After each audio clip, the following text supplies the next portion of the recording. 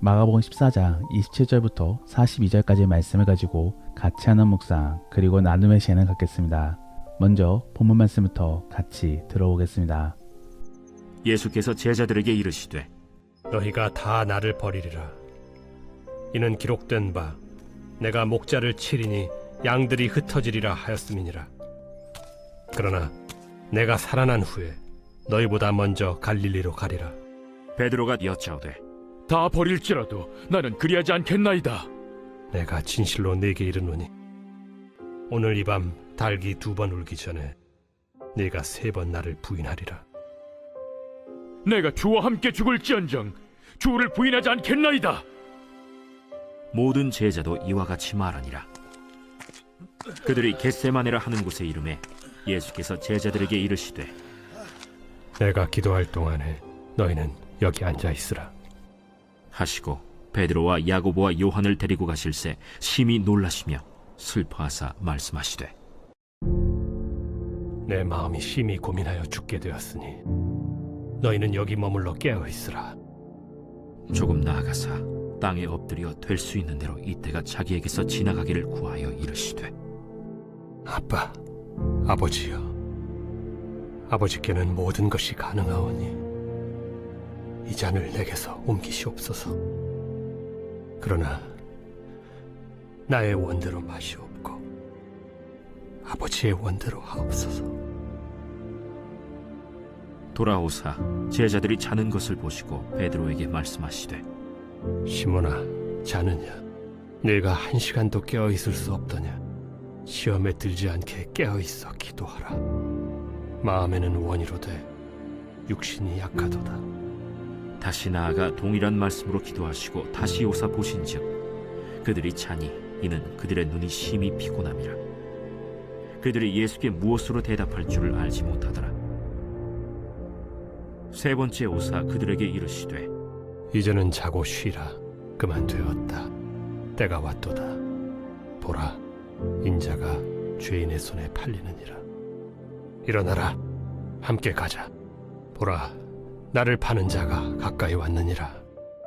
오늘 본문을 읽어보면 예수님은 내일 죽을 것을 다 알고 계셨고 거기에 더해 제자들도 도망가게 될 것도 알고 계셨습니다. 그러므로 오늘 본문에 예수님께서는 너희가 다 흩어질 것이다 라고 말씀해주고 계신 것입니다. 이러한 부분들을 생각해보면 예수님은 참으로 외로우셨을 것 같습니다. 물론 두렵기도 하셨을 것입니다. 그렇기 때문에 36절 말씀에 이 잔을 내게서 옮겨 주옵소서 라고 기도하고 있는 것입니다. 예수님을 하나님으로 보았던 사람의 입장에서는 이러한 인간적인 면모에 대하여 놀랄 수도 있습니다. 하지만 이러한 모습이 바로 예수님이 신인 양성이심을 증명해주고 있는 것입니다. 예수님은 성육신하심으로 인간의 감정을 고스란히 다 가지고 계셨습니다. 그래서 배고프기도 하셨고 또 분노도 하셨던 것입니다. 다만 죄는 가지고 있지 않으셨습니다. 그러므로 예수님은 단 한 번도 불순종하지 않으신 것입니다. 어쨌든 예수님은 참으로 심란하셨을 것입니다. 곧 다가올 죽음과 함께 그 무거운 짐을 홀로 감당하실 것을 생각해 보시면서 참으로 외로우셨을 것입니다. 그러므로 예수님께서는 겟세마네 동산으로 올라가 기도하신 것입니다. 저는 이러한 내용들을 바탕으로 우리는 왜 기도를 해야 되는가를 한번 생각해 보기를 원합니다. 물론 기도는 모든 그리스도인들이 다 가져야 될 모습입니다.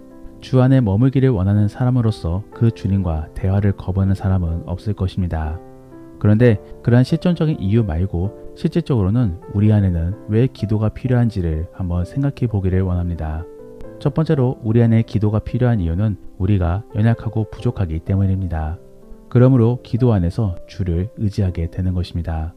오늘 본문에서도 예수님은 불안과 함께 외로움이 있으셨습니다.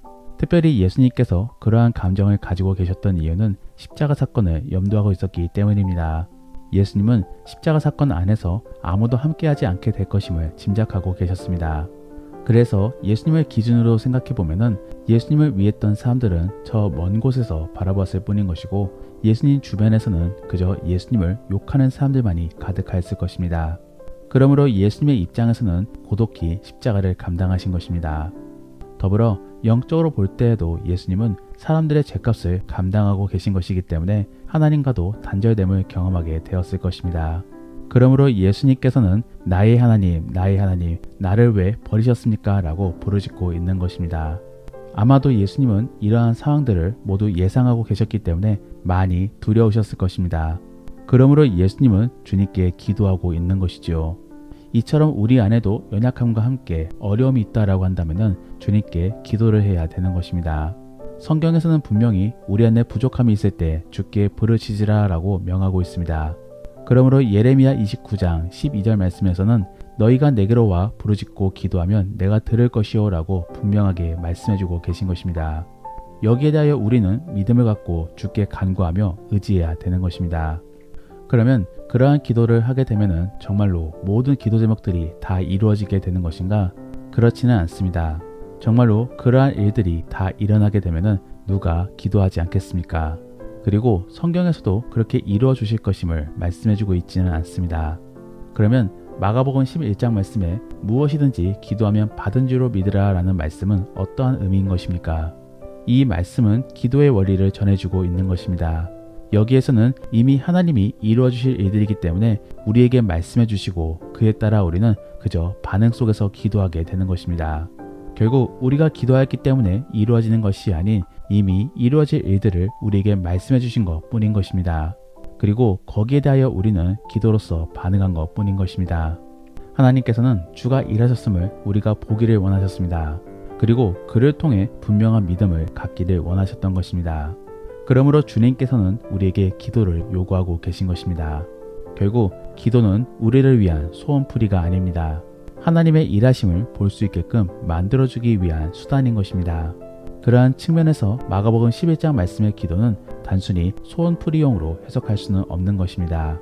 그러면 어차피 들어주지도 않을 것인데 뭐하러 기도하는 것입니까? 그런데 사실 기도 속에 우리는 인내를 얻을 수도 있습니다.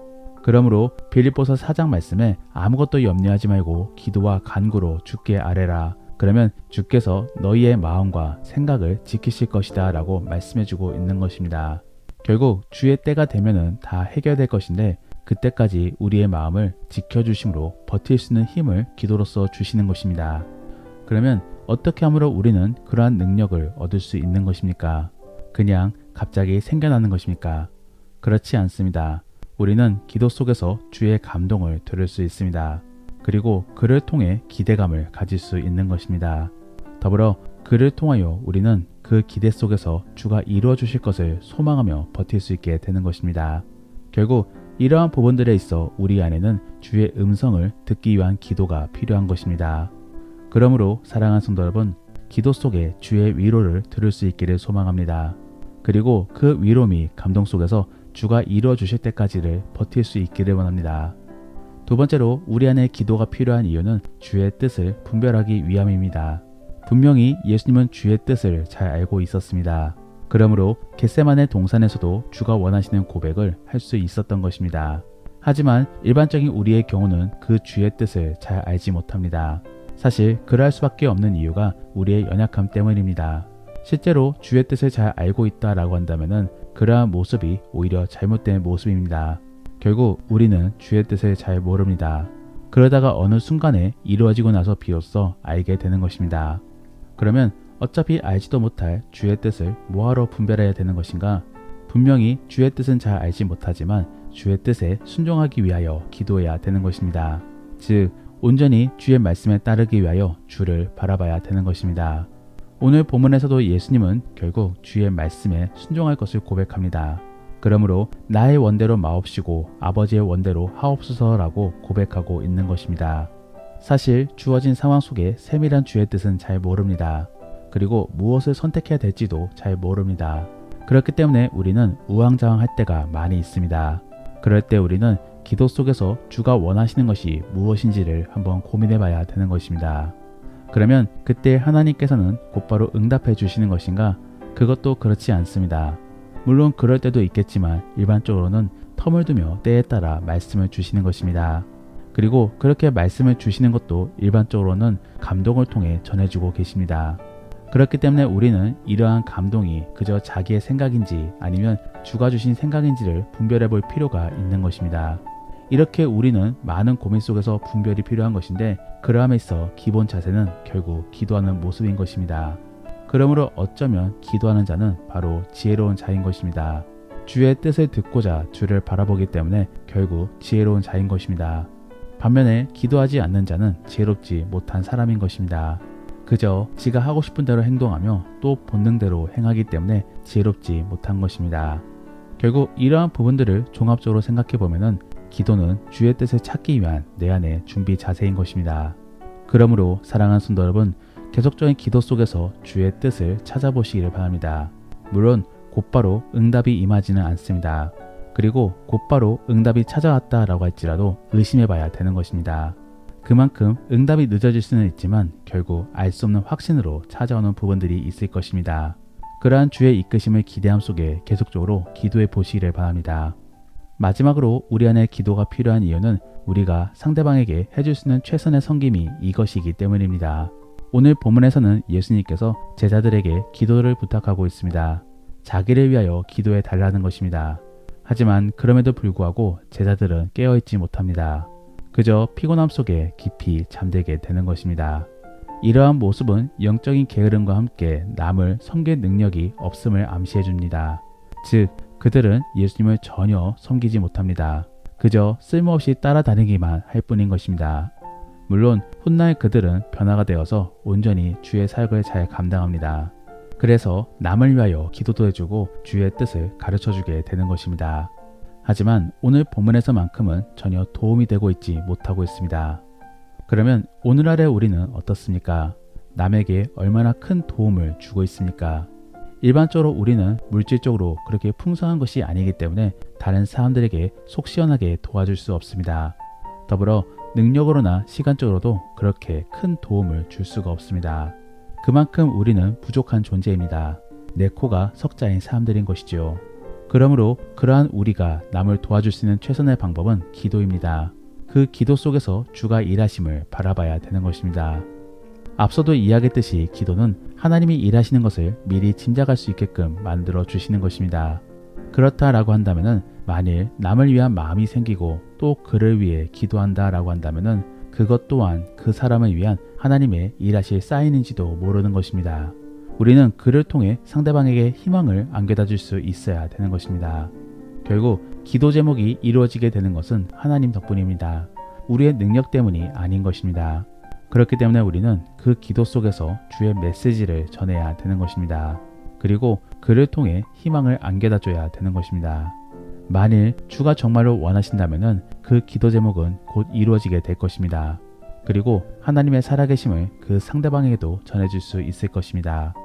그러한 부분들 속에 상대방을 위한 마음이 생겨난다라고 한다면 그 대상을 위하여 간절히 기도해 주시기를 바랍니다. 그리고 그 상대방이 최종적으로 문제 해결 및 주를 인정할 때까지 기도해 주시기를 바랍니다. 그를 통하여 정말로 사랑의 향기가 뿜어져 나오기를 원합니다.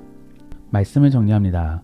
오늘은 예수님의 기도 모습을 바라보면서 우리는 왜 기도가 필요한지를 한번 생각해 보았습니다.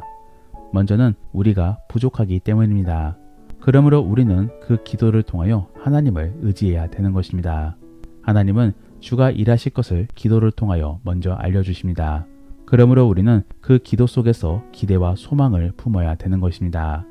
두 번째로 우리는 주의 뜻을 분별하기 위하여 기도가 필요합니다. 물론 주의 뜻을 온전히 알 수 있는 것은 아닙니다.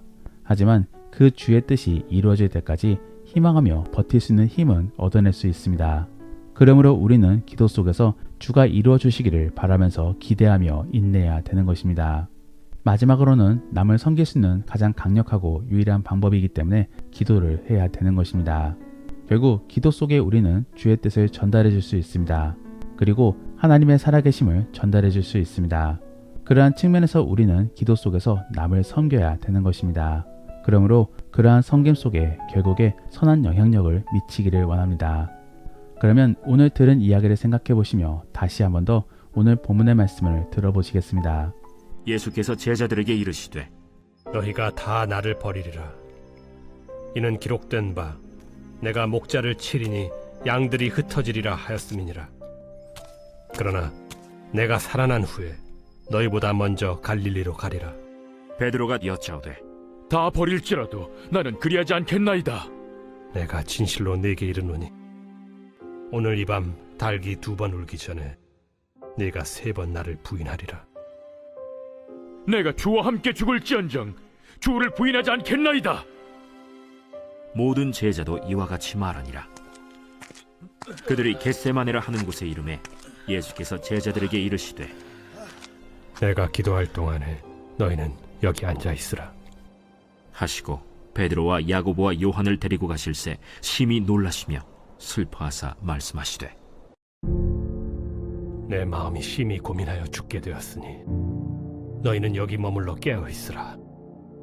조금 나아가사 땅에 엎드려 될 수 있는 대로 이때가 자기에게서 지나가기를 구하여 이르시되 아빠, 아버지여, 아버지께는 모든 것이 가능하오니 이 잔을 내게서 옮기시옵소서. 그러나 나의 원대로 마시옵고 아버지의 원대로 하옵소서. 돌아오사 제자들이 자는 것을 보시고 베드로에게 말씀하시되 시몬아, 자느냐? 내가 1시간도 깨어 있을 수 없더냐? 시험에 들지 않게 깨어 있어 기도하라. 마음에는 원이로되 육신이 약하도다. 다시 나아가 동일한 말씀으로 기도하시고 다시 오사 보신즉 그들이 자니 이는 그들의 눈이 심히 피곤함이라. 그들이 예수께 무엇으로 대답할 줄을 알지 못하더라. 3번째 오사 그들에게 이르시되 이제는 자고 쉬라. 그만 되었다. 때가 왔도다. 보라, 인자가 죄인의 손에 팔리느니라. 일어나라, 함께 가자. 보라, 나를 파는 자가 가까이 왔느니라. 우리가 오늘 말씀을 통해 실천해보기 원하는 생활 숙제는 내 주변 사람들의 기도 제목을 떠올려 보시며 그들을 위해 기도해 보시기를 바랍니다. 그러면서 기도한 사실에 대하여 상대방에게 전달해 주시며 위로해 주시기를 바랍니다. 더불어 오늘 들은 말씀을 가지고 믿음의 나눔이나 가정 예배를 드릴 때 나누기 원하는 것은 오늘 나눈 내용들을 생각해 보시며 우리는 왜 기도를 해야 되는지를 한번 생각해 보시고 나눠 보시기를 바랍니다. 그러면서 기도를 결단해 보시기를 바랍니다. 우리가 오늘 말씀을 통해 함께 기도하기 원하는 것은 하나님, 우리가 계속적으로 주님과 대화를 나눌 수 있게 도와주옵소서. 그래서 주 안에 머물기 위해 계속적으로 노력하는 사람이 될 수 있게 도와주옵소서. 그리고 기도를 통해 주의 뜻을 찾고 다른 사람들에게도 선한 영향력을 미칠 수 있게 도와달라고 함께 기도하겠습니다. 그러면 이제 오늘 본문 말씀을 가지고 치열하게 하루를 살아갈 수 있기를 바랍니다. 주 안에서 승리하시고 복된 하루가 될 수 있기를 예수님의 이름으로 축복합니다.